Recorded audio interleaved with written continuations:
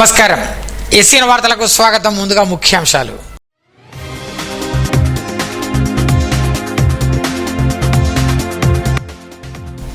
సాగునీటి అవసరాలకు కడెం ప్రాజెక్టులో ప్రణాళికాబద్ధంగా నీటిని నిల్వ చేయాలి.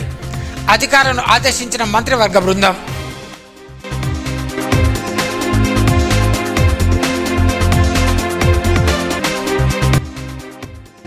విద్యార్థుల్లో చట్టాలపై అవగాహన కల్పించడంలో ఉపాధ్యాయుల పాత్ర కీలకం.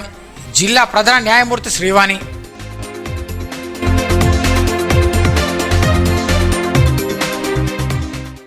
భవిష్యత్తు తాగునీరు సాగునీటి అవసరాల దృష్టిలో ఉంచుకొని ప్రాజెక్టులో నీటిని ప్రణాళికబద్ధంగా నిల్వ చేయాలని రాష్ట్ర నీటిపారుదల పౌర సరఫరాల శాఖ మంత్రి ఉత్తమ్ కుమార్ రెడ్డి అధికారులను ఆదేశించారు.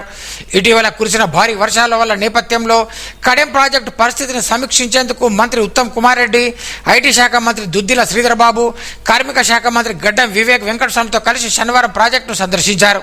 ప్రాజెక్టు వద్ద ఏర్పాటు చేసిన ఎల్ఈడి తెరపై అధికారులు పవర్ పాయింట్ ప్రజెంటేషన్ ద్వారా పూర్తిస్థాయి నీటి మట్టం, ప్రస్తుత ఇన్ఫ్లో, అవుట్ఫ్లో, గేట్ల ద్వారా దిగువకు విడుదల చేస్తున్న నీటి పరిమాణం, ప్రస్తుత పరిస్థితులను అధికారులకు మంత్రులు వివరించారు.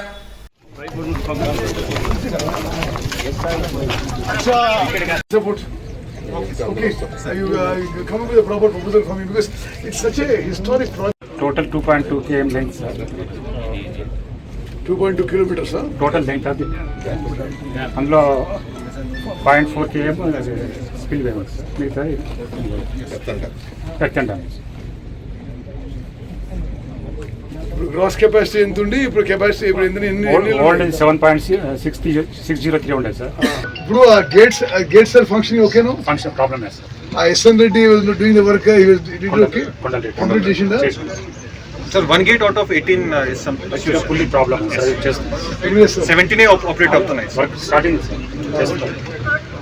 Just see this old Pravesh, you also keep it like this old projects. What I found even in Jurala and all, every time we have a flash flood, some gates are getting washed away. Yes, yes.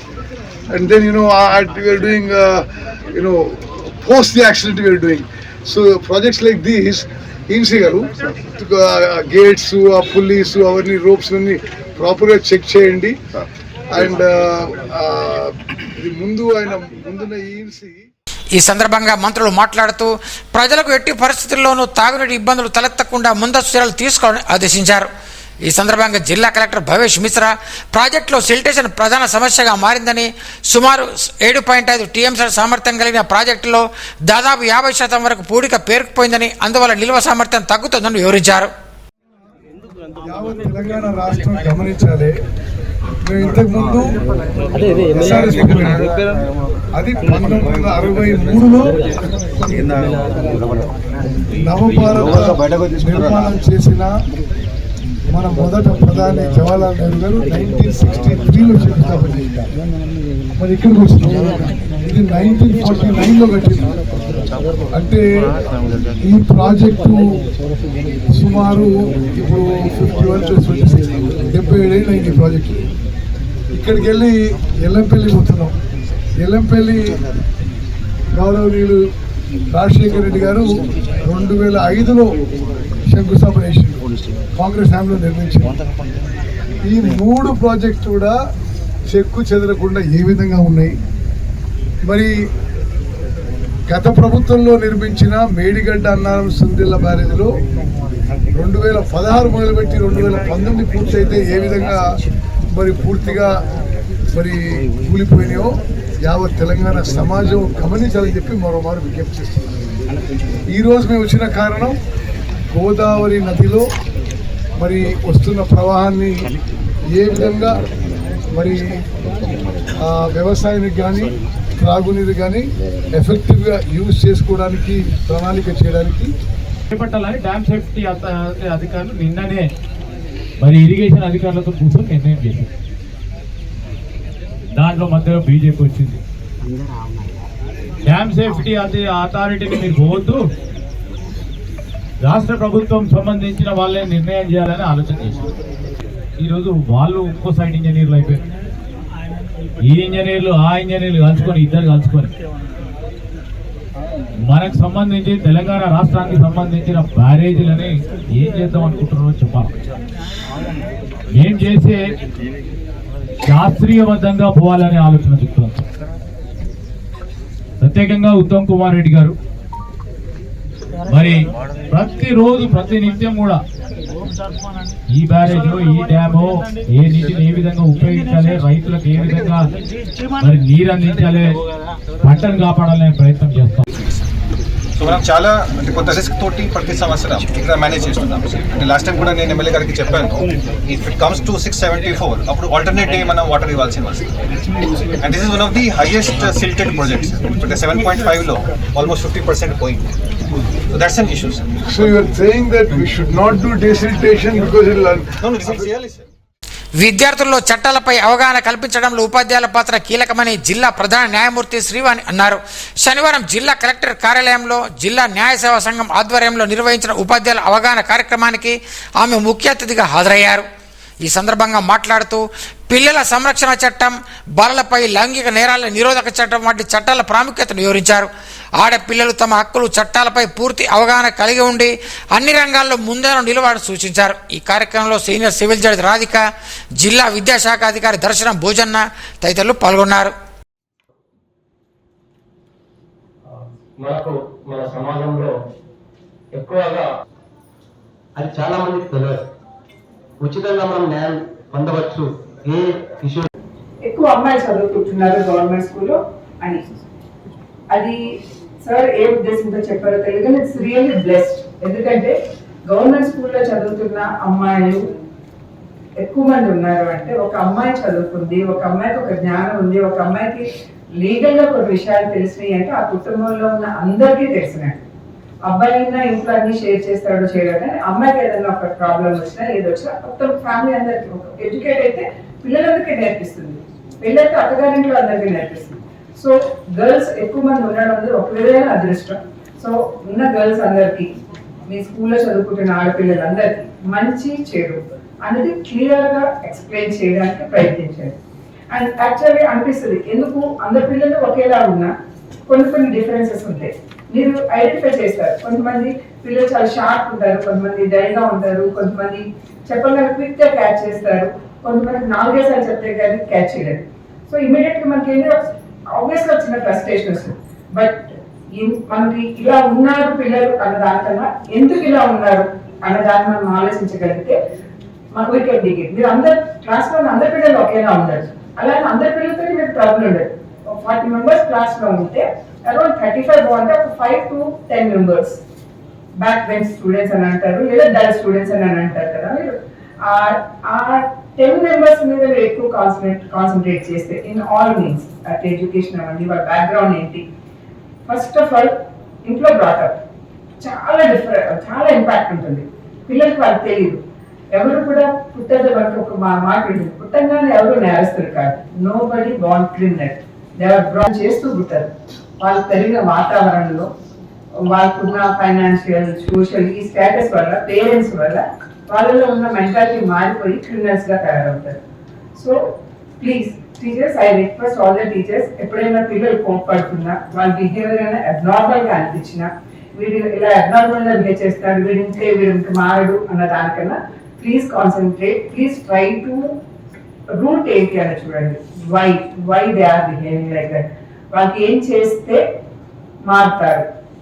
ఎందుకు request చేస్తున్నాము అని అంటే because పిల్లలందరూ వాళ్ళు మంచి చెడు అనేది మీరు చెప్పగానే వెంటనే అర్థం చేసుకుంటారు. ఒక్కొక్క టీచర్ని మేము ఐడెంటిఫై చేసి, మీ డిపార్ట్మెంట్ ఐడెంటిఫై చేసి మా పేర్లు ఇవ్వగానే మేము అందరినీ పిలిచి మిమ్మల్ని అందరినీ గ్యాదర్ చేసుకొని మీ అందరికీ క్లాస్ ఇవన్నీ యాక్ట్స్ గురించి తర్వాత స్పీకర్స్ చెప్తారు.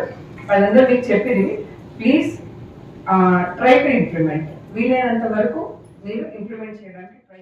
నిర్మల్ జిల్లా కేంద్రానికి సమీపంలో గల మహబూబ్ ఘాట్ అడవుల్లో సహ్యాద్రి పర్వత శ్రేణిలో ఉన్న జలపాతానికి పర్యాటకులు ఎవరు వెళ్లకూడదని జిల్లా అటవీ అధికారి సుకాంత్ శిశుదేవ్ బోబడే సూచించారు. శనివారం ఈ జలపాతాన్ని సందర్శించి ప్రమాదకరంగా వరద నీరు వస్తున్న నేపథ్యంలో జలపాతం వద్ద గుమిగూడడం, స్నానాలు చేయడం, సెల్ఫీలు దిగడం చేయకూడదని హెచ్చరించారు. అటవీ ప్రాంతంలో ఉన్న ఈ జలపాతానికి అటవీ శాఖ అనుమతులు లేవని స్పష్టం చేశారు.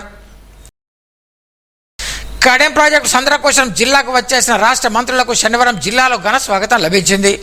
హెలికాప్టర్లో వచ్చిన నీటిపారుదల పౌర సరఫరాల శాఖ మంత్రి ఉత్తమ్ కుమార్ రెడ్డి, రాష్ట్ర ఐటీ పరిశ్రమల శాఖ మంత్రి దుద్దిల శ్రీధర్ బాబు, రాష్ట్ర కార్మిక ఉపాధి కల్పన శాఖ మంత్రి వివేక్ వెంకటస్వామిలకు జిల్లా కలెక్టర్ భవేష్ మిశ్రా, జిల్లా ఎస్పీ జానకి శ్రీమల్లో కలెక్టర్ హెలిప్యాడ్ వద్ద పూల మొక్కను అందజేసి ఘన స్వాగతం పలికారు. ఈ కార్యక్రమంలో అదనపు కలెక్టర్ బి వెంకటేశ్వర్లు, కిషోర్ కుమార్, అదనపు ఎస్పీ సాయి కిరణ్, వివిధ శాఖల అధికారులు, ప్రజాప్రతినిధులు పాల్గొన్నారు.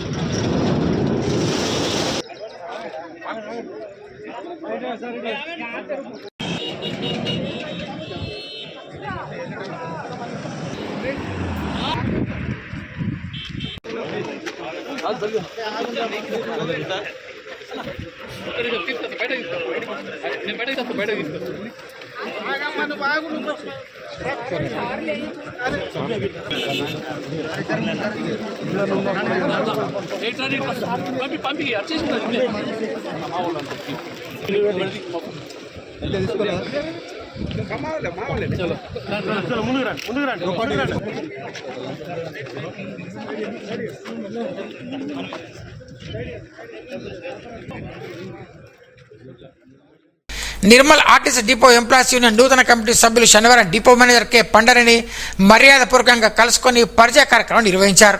ఈ సందర్భంగా డిఎంను షాలోతో సత్కరించి స్వీట్ తినిపించారు.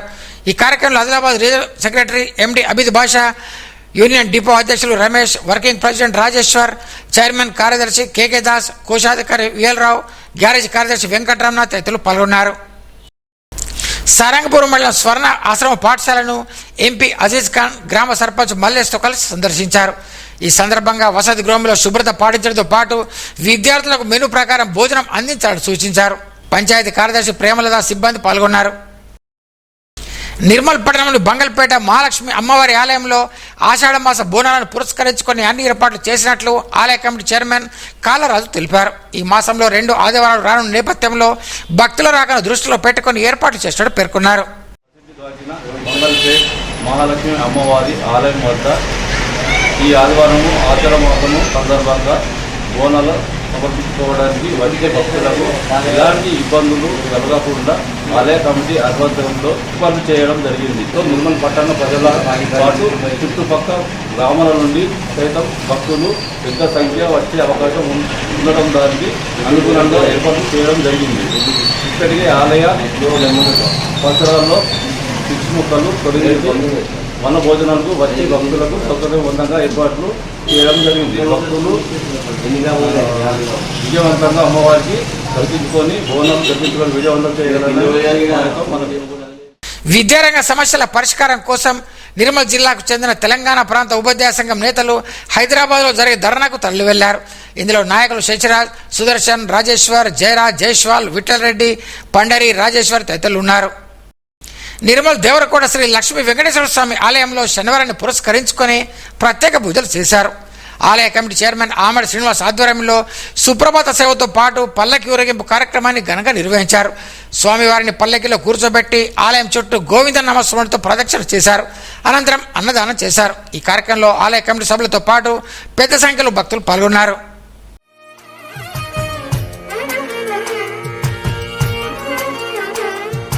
నిజ పాద దర్శనమున నిలిచేవయ్యా, నిలిచేవయ్యా, నీ పాదాలే దిక్కు అని చాటెదవయ్యా. అచ్యుత అవ్యయ నేత్ర దర్శనాన్ని మాకు ఇచ్చేవయ్యా, ఇచ్చేవయ్యా. మంచి మార్గమున మమ్ము నడిపేవయ్యా. మురహరా నగధరా కోటి కోటి దండాలయ్యా.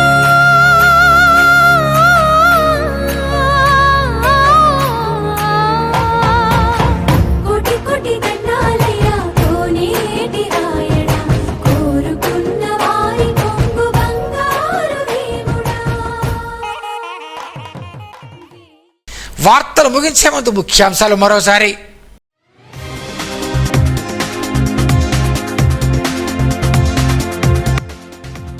సాగునీటి అవసరాలకు కడెం ప్రాజెక్టులో ప్రణాళికాబద్ధంగా నీటిని నిల్వ చేయాలి.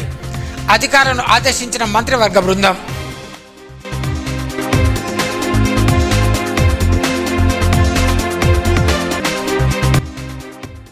విద్యార్థుల్లో చట్టాలపై అవగాహన కల్పించడంలో ఉపాధ్యాయుల పాత్ర కీలకం. జిల్లా ప్రధాన న్యాయమూర్తి శ్రీవాణి.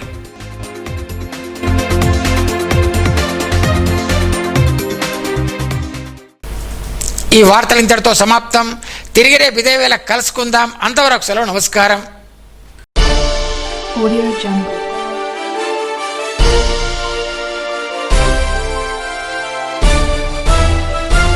Audio Jungle.